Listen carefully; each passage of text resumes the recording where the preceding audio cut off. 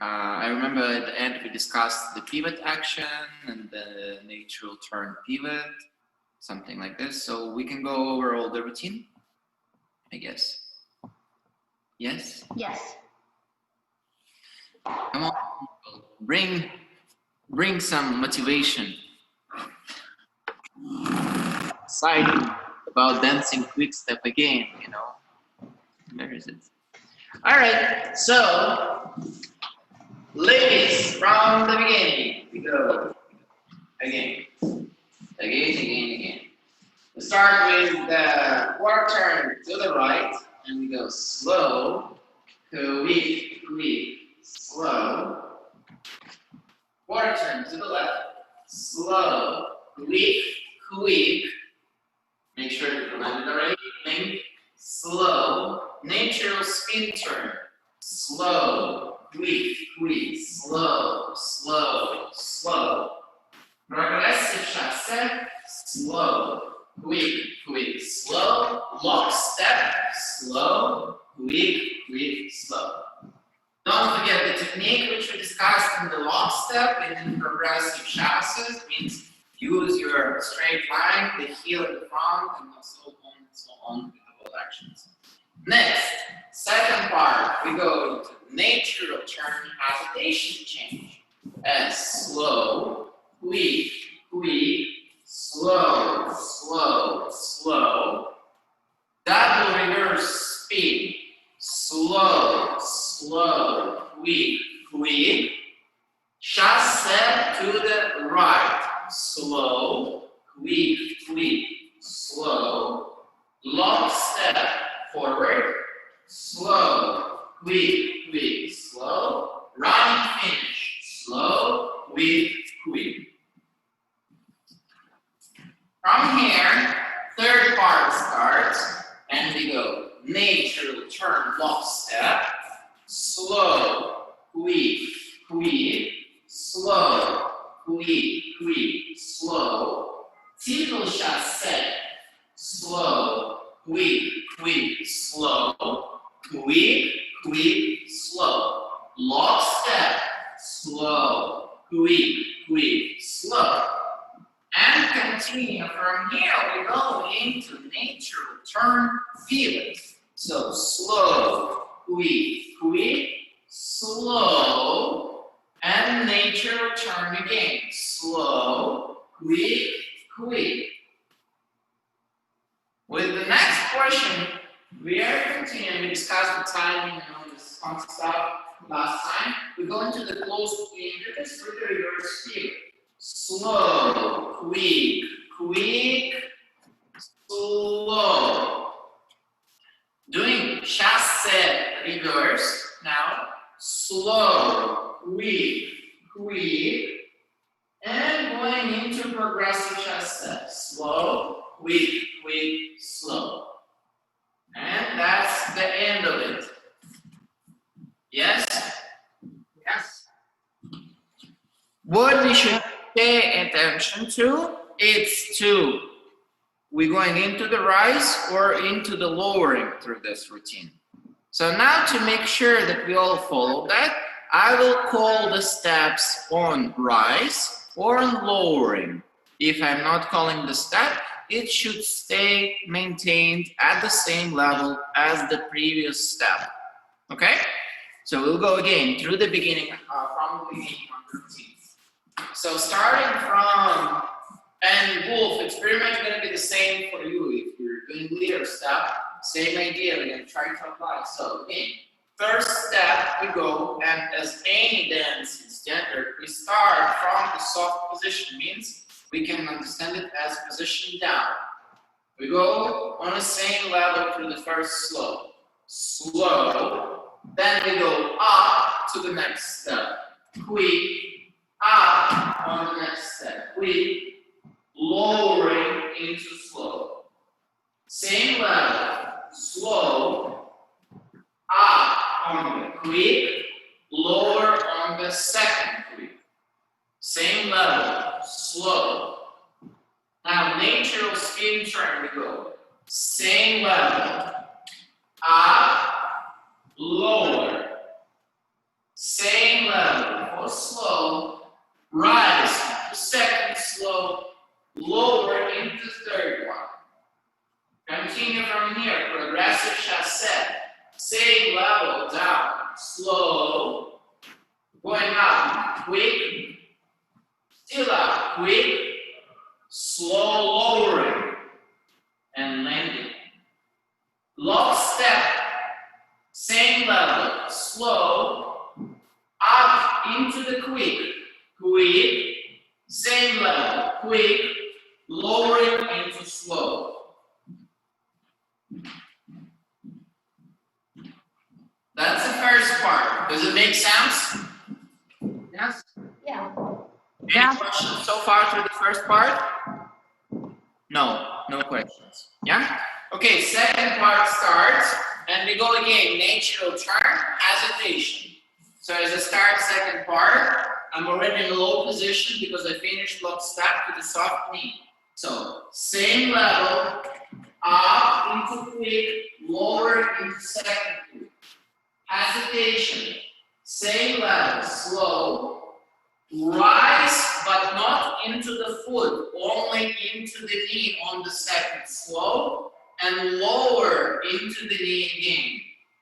Means that we not use the foot up, we're standing flat on the foot, we do a step, hesitation, as I said, same level, foot same level, rising the knee lowers. That's 3 slows together.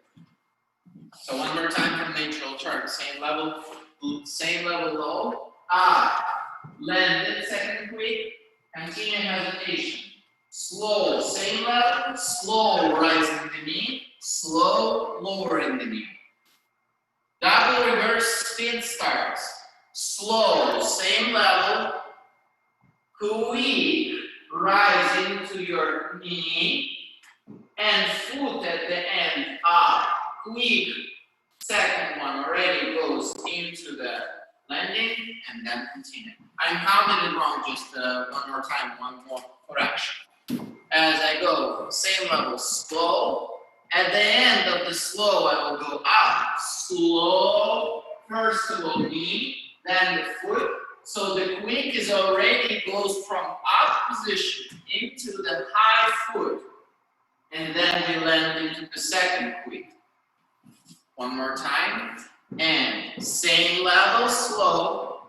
Closing the foot, turning slow. Straightening the knee, straightening the foot. It's all through the second slow. Then we go quick on the high foot, means same level. And quick, lowering into the down position. From here, continue into the prolong, chassé to the right, same level, slow, rise into the quick, same level, quick, lowering into slow. From there, we go lock step forward, as we finished our chassé to the right, we go same level, slow, rise into quick, same, quick, and landing slow. As you do rise there, don't use knee a lot. It's flat knee through the lock step, reminding you. It's only foot rise. Next, running finish. Since we are already low, first slow, also going to be standing on the same level. Slow, same level. At the end, we're starting to use the knee and going into quick up.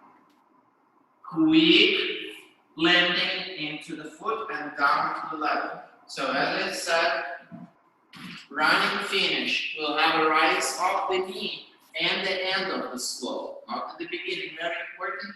Slow, standing up from the knee, going up in the quick, and quick to landing. Any questions about the second part? I just have a question in general. What will happen if somebody, one of the partners don't maintain this height? It will be a disconnection, and you will most likely stop dancing. Means like you're just gonna be on different levels, so most likely if leader is doing it, technically follower is supposed to follow that. So you'll be fine. But if the follower is doing a little different height for different steps, you will just end up kind of bumping too much and most likely just stop at that moment. That's what's going to happen. Okay. But we are learning it not for the purpose of the actual couple dancing. We are learning it for the purpose of the correct momentum through the step. Means that if the step has, as we discussed it before, the rise in the movement is kind of helping you to actually keep momentum into the slow and continue into the next figure. Especially as when you're gonna dance faster, it's gonna be quite important to be able to dance with the music and maintain the tempo of the quick step. Right now, we have to look at the quick step kind of like a roller coaster. Means you're getting up by using the power, and then you have to relax and just drop the weight, and that gives you more speed, so you can go into the next incline easier, and so on and so on and so on. But we, of course, not really gonna feel it much as we do it slowly. Any other questions? Jane? No. No? Okay. All right. Let's start then. So from here, we go into the third part of the routine, and that's the natural turn into lockstep. So let's try again. We ended right and finish, of course, on the soft knee. So we're in the level down, and we're going into neutral turn. Still down. Rise into quick, land into the second. Continue with the lockstep forward now. Same levels, low. Rising from the knee into the quick. Quick, quick, slow. Continue with the triple chasse from there. And again, since we already landed from the lockstep, we go slow on the low. Starting to straighten knee to go into the quick as the rise. Quick, quick, slow, land it again.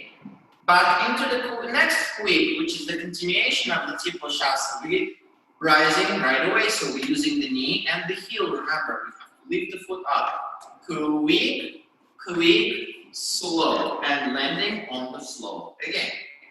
From here, we continue into the natural turn pivot. So we go same level, rise and land. Slow, quick, quick.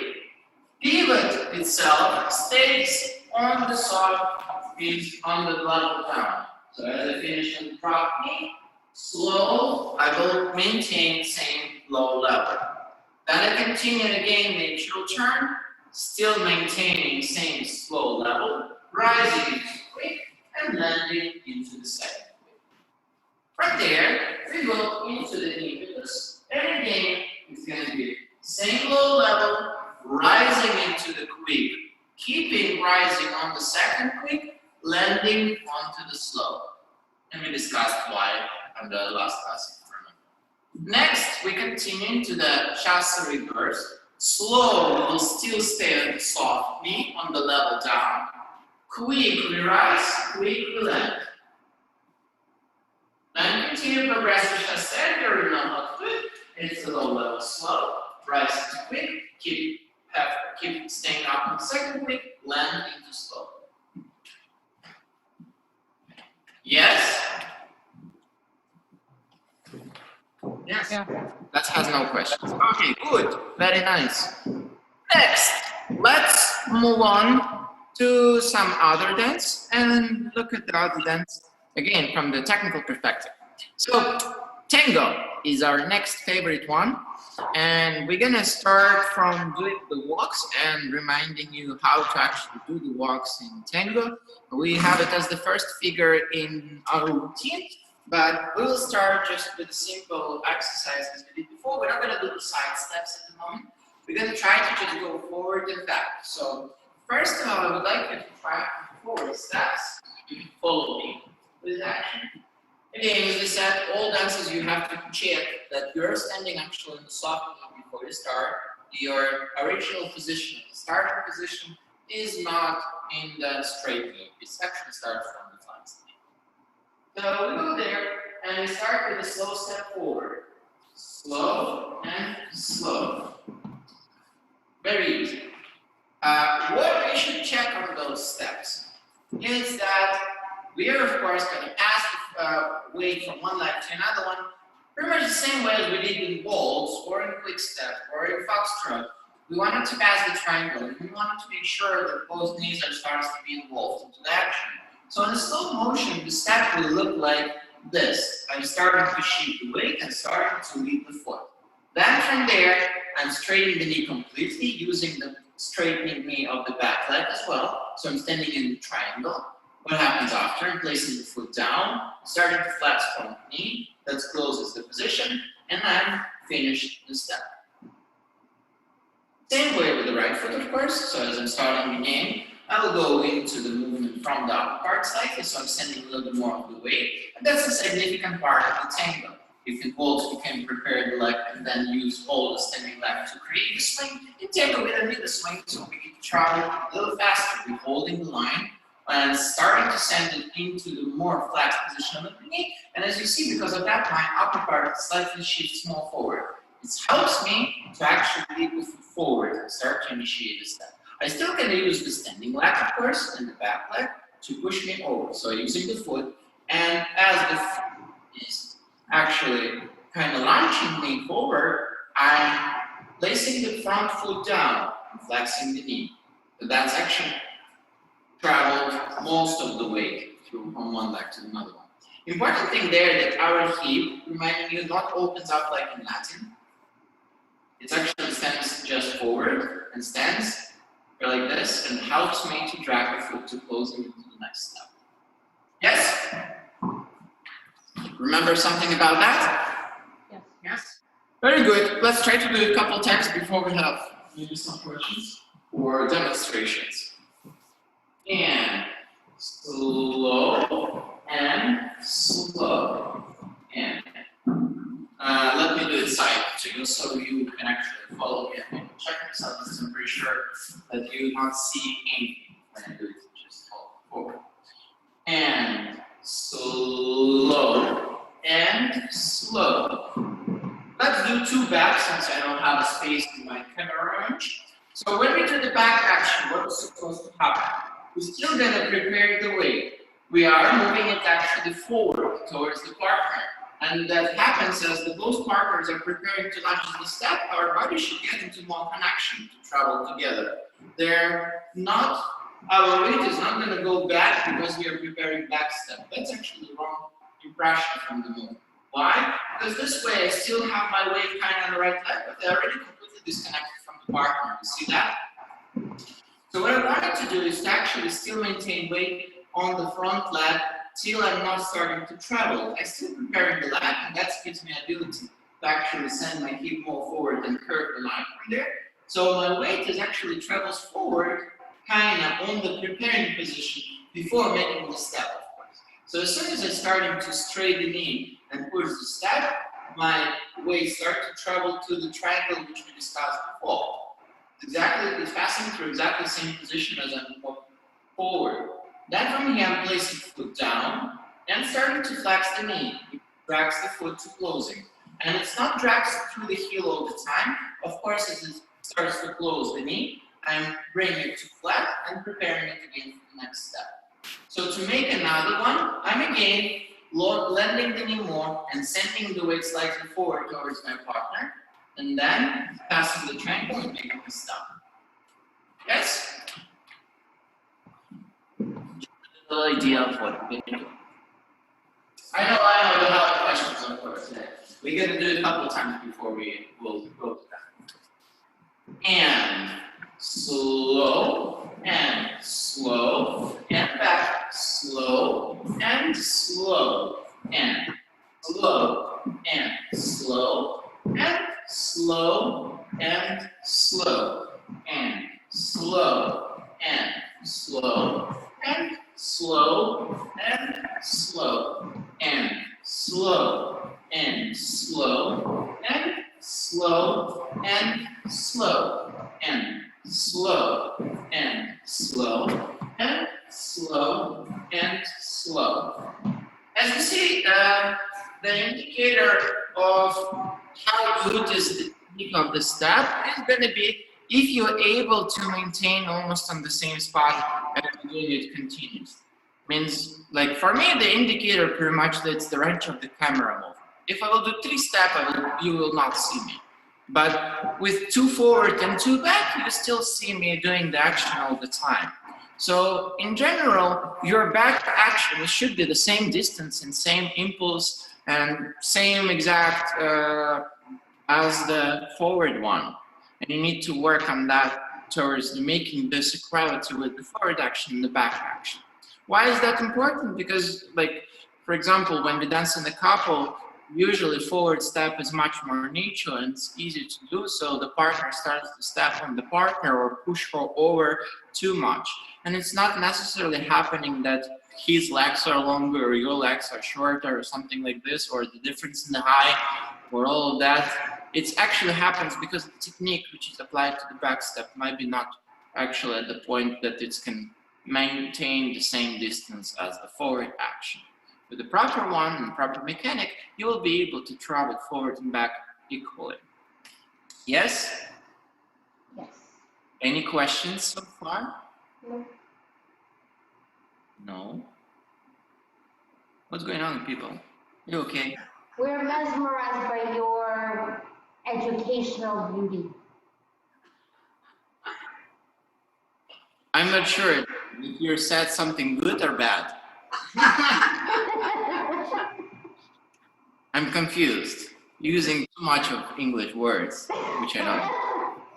Too many. All right, we'll try one more time. And again, another thing we already worked on in the quick step, you should remember that the steps are not crossing. Of course, it's still the forward step and the back step, and that's 2 parallel lines. So ideally, you want to feel that as you're making a step, you're not crossing too much or going aside too much. Please try to maintain straight line with both steps. So, I mean, you can imagine that you basically painted 2 lines on the floor, and that's only 2 tracks which you travel on. You cannot step anywhere else, yeah? We'll do one more time, and still we'll start forward and forward, and I will be your mirror at the moment. You will start with the left leg going forward, and we're gonna do 2 actions, so I can basically be your mirror for this exercise. Again, the first action, remember, before you start to travel or prepare to flip anywhere, you want to send more weight over the front part of the foot. As we do that, remember to not send just your head or upper part or just the hip. You want to take all your line from top of the head to the knee, basically, and send it slightly more forward. That's going to give your foot ability to be much more active as you make these steps. You don't have to send yourself over the balance, of course. It's not here. So you're starting with the left foot forward, and you go and slow and slow. And as you see when you're making the step in the camera, you don't want it to see that your knees are apart slightly or has any gap. It will eventually to have a little of the gap through the sum of the part of the movement, but ideally at the end of the closing, you want it to feel that the knees are together, and again, you're prepared for the back action. So as the back action happens, you're moving with your left leg back, and 1 and 2. And as I travel, I still, you see, move a little bit aside. However, I'm just in not to shoot, I cannot do it perfectly. So from here, again, forward, and 1 and 2. And back, 1 and 2, and 1 and 2, and 1 and 2, and 1 and 2. As you see, I'm keeping my hands behind myself. I'm doing it on the purpose to control my hip.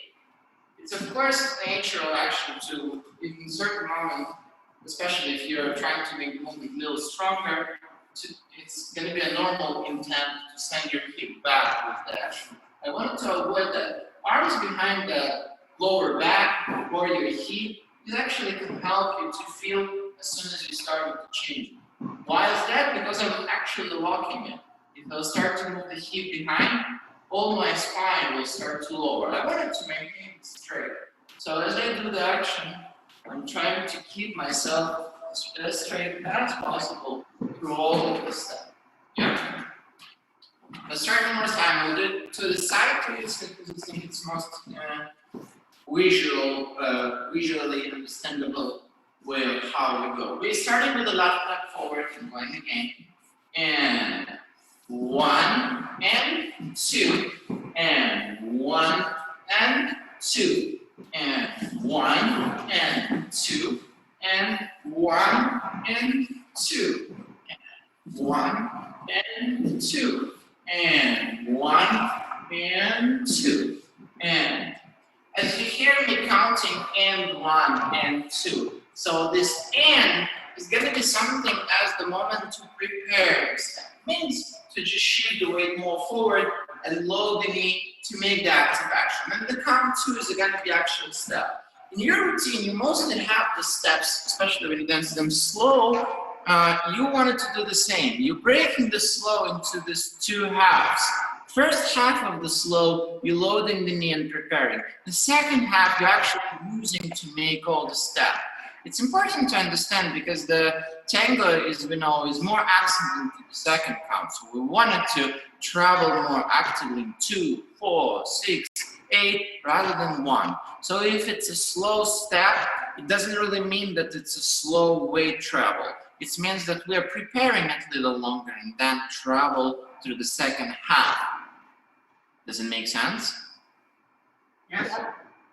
Yes, very good. Okay, can I see your execution once? Because I'm dancing, talking, and you're being quiet, so let me at least see how you're doing it. All right. Larissa, are you ready? I am ready. Good. Let's Can go. you see? Yes. Only guys, when you're showing it, can you please do it the same way as I did, means to the side, so we can see the action of the knee, of the foot, and everything. Yeah. And slow, and slow, and back, slow, and slow, and good, forward, and slow, and slow. All right, good. Jane, what do you got? And slow, and slow, and back, slow, and slow, and forward again, slow, and slow. Okay, Wolf and Lorraine, and slow, and slow, and slow, and slow, and slow, and slow, and slow, and slow, and. All right, not bad. You actually have those Christmas colors on you. That looks nice. Color? Yeah, I said it's a Christmas colors. All right, so a couple of the mistakes. It was actually quite good from all of you, but there are some things that you all can improve in way of just looking at, it's not happening by one person, but in general we have those types. So first of all, as you do it slowly, you need to make sure that you're not finding yourself going from one bent knee into another bent knee right away. Means importance of passing through this triangle of the two straight knees. Why is it important? Because it indicates to you that you actually use knee mostly to travel from one foot to another one. Means if I will do the step this way, it's still gonna be kind of right, yes, but it doesn't progress. And it's not really creates the mechanic of what we talked about. So as you wanted to make a step, you wanted to not just leave the foot there. You wanted to almost like flick it right away into position of two straight knees. But it's important to understand when that moment happened. If you're still here, that's gonna create the bump up. Because your leg simply straights up here. So if you see my head is moving up with the action. We wanted to avoid that. So we wanted to have both knees launched into the triangle as we already moved the weight slightly from the back line. And this way, as I will travel forward, I'm basically keeping my head on the same level into position of the triangle. Yeah? Sorry, I can't control my balance because I'm looking at the camera. So by that, I'm still at the same level as I started the movement from. And as I'm arriving, I'm again still on the same level. Straight knees, straight knees, straight knees, straight knees. What's going to be wrong? Especially if you can choose some sort of like indicator for yourself. You can choose any object on the side and see how much you're bumping up and down towards that. But wrong execution would be, of course, to lower more into the step and then straight up. So that's what you wanted to try to avoid. But in the same way, you wanted to avoid this kind of intent when you're jumping up into the action. You wanted to straighten it into the direction where you're trying to travel. Does that make sense? Yes. Yes, very good. The second thing is that we don't want it to, that's completely aside of the first mistake. So we don't want it to leave the foot from the floor too much. Means that as we're making a step forward, in a slow motion, the movement will look like it starts from the ball of the foot, then switches to the heel, and it's never left the floor. You don't want it to flick your foot into the air and then place it back. Same as you're going to go backward, you don't want to step there into the nowhere. You want it to feel where you're placing the foot. So again, the wrong execution would be something like this. It still has the mechanic of straightening up the knees as you see, but my foot pretty much flying there and hitting the floor and making the noise. Only noises which we can make in standard is, at least in the basic mechanic, it's the actual drag on the floor of the slide. It's never noise of like stepping much. Third mistake is that some of you are still afraid to use the heel enough when you travel backward, but that's important because if you're moved backward and not place the foot too straight, but actually starting to drag it with the ball of the foot, you're making the action of the front knee to act weird and then traveling and basically splitting the weight. You need to try to straighten the knee, and of course, because I'm straightening the knee at the front leg, it's going to drag the foot up, and that's going to make the heel action. So it's again, the problem might be that you're afraid of using the heel. The problem might be that you are not completing the weight transfer. You have to try to check both.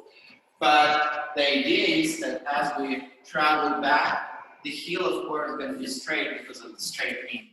Heel going to be up. Not the heel going to be up. You got it. Ball of the foot. Yes? Yes. Any questions, sir? No? Okay. We're going to try a couple more times, and then we're going to move to actual routine. We'll do it again. I'll do it twice with a slow motion, just twice forward and twice back, and then I'll do it on a little bit more faster. So again, I go, and 1, and 2, and 1, and 2. And now starting to travel. And 1, 2, and 1, and 2, and 1, and 2, and 1, and 2, and 1, and 2, and 1, and 2. And again, make sure that your hips are, of course, not opening with the steps. Now, coming back to the routine, we have, of course, 2 walks at the start, but they're not the same as we just practiced. And who knows why? They're curving. They're slightly curving, but there is a little detail which I'm not mentioned after we started to practice the regular walks. There is no technically just to walk forward in Tango. It always goes through some sort of curve.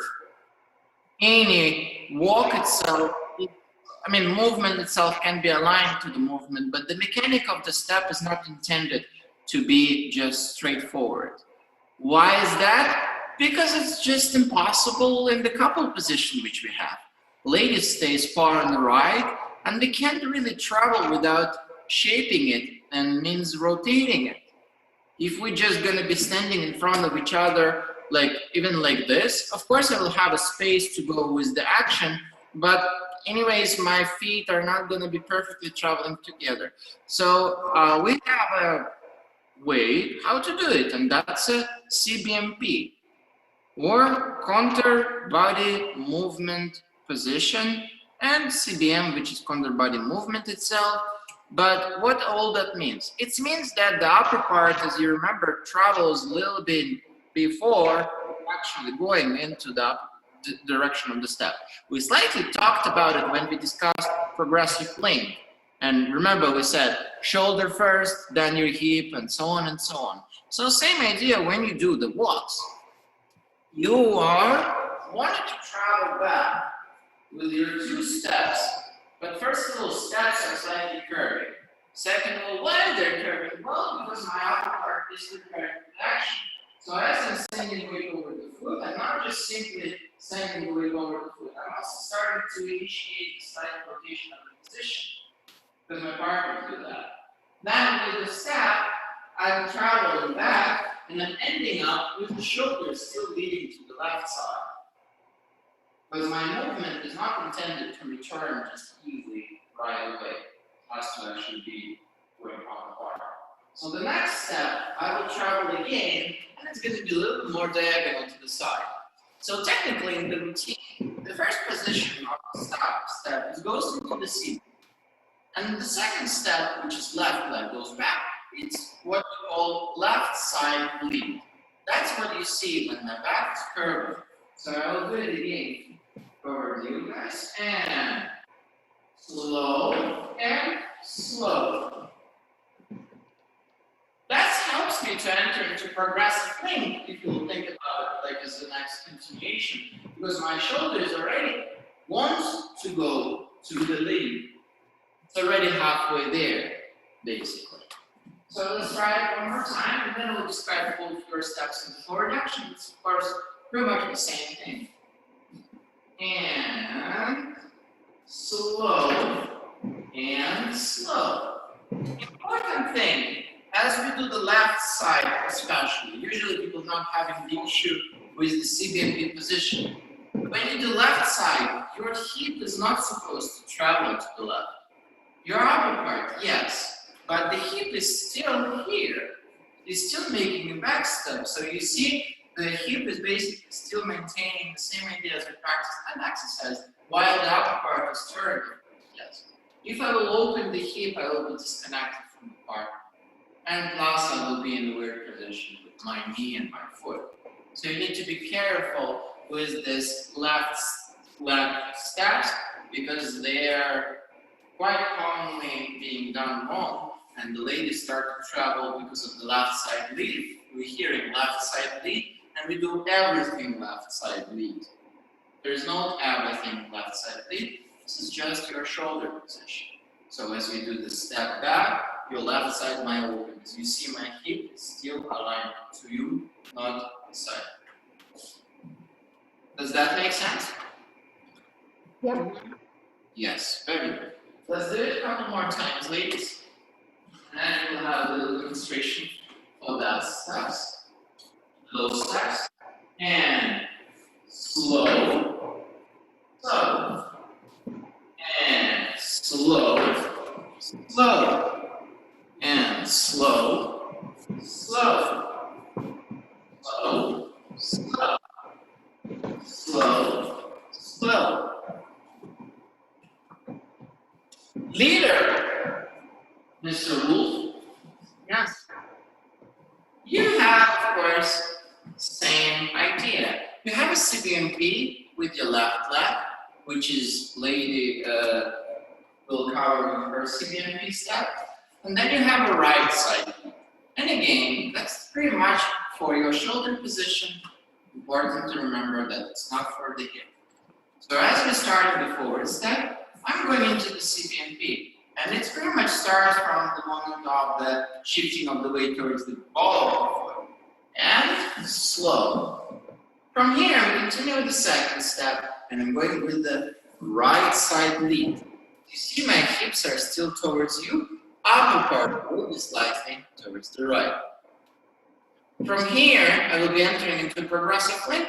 I will just shape it even more, quick, and then return it back this way.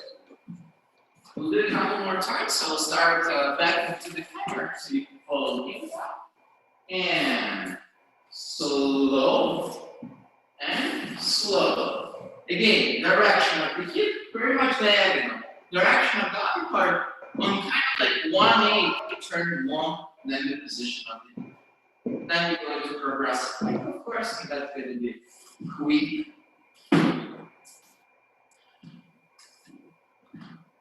Yes? Yes. All right. I have a question, Oleg. Yes, Larissa. So on the first step, when you go backward with your right leg, you don't do anything, no movement with your upper body at all. You as do. far as I understand. You do? Yeah. So if my shoulder is standing like you can see that. So my upper part is neutral position starts here. But doesn't make me see the MP step, you see the upper part turns to the left already. Why don't we just simply call everything turn upper part to the left? Why we do have a CBMP and left side thing?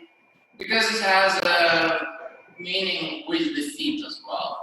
If you're doing CBMP, you're basically creating this kind of cross feeling in your body. Because left is still there, so it drags you, creating kind of intent of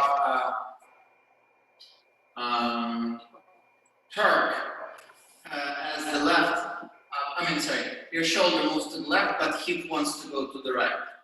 However, when we do the left side lead, we are traveling with the left leg, but it's not because of hip position, it's just because of the previous action, usually.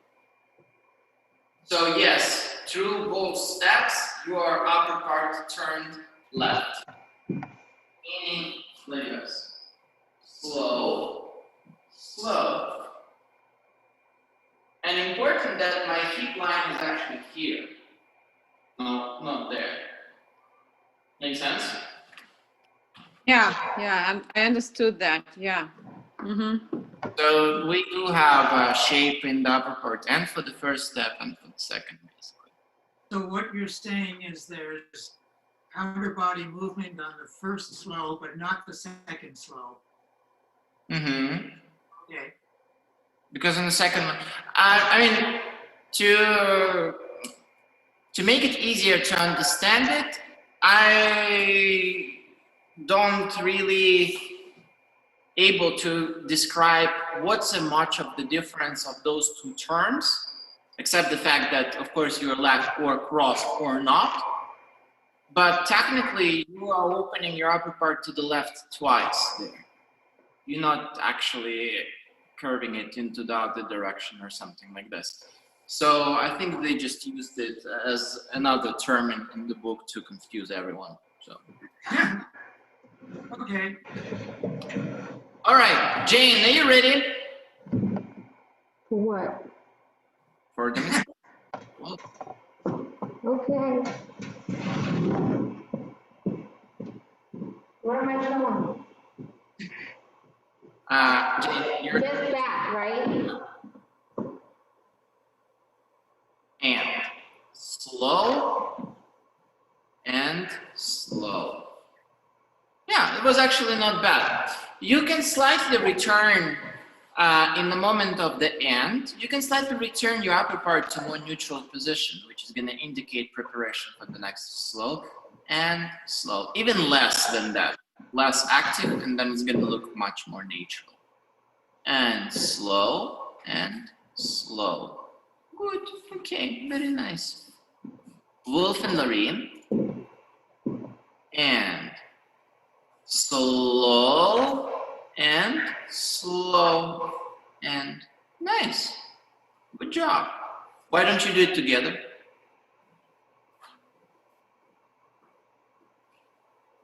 And slow and slow.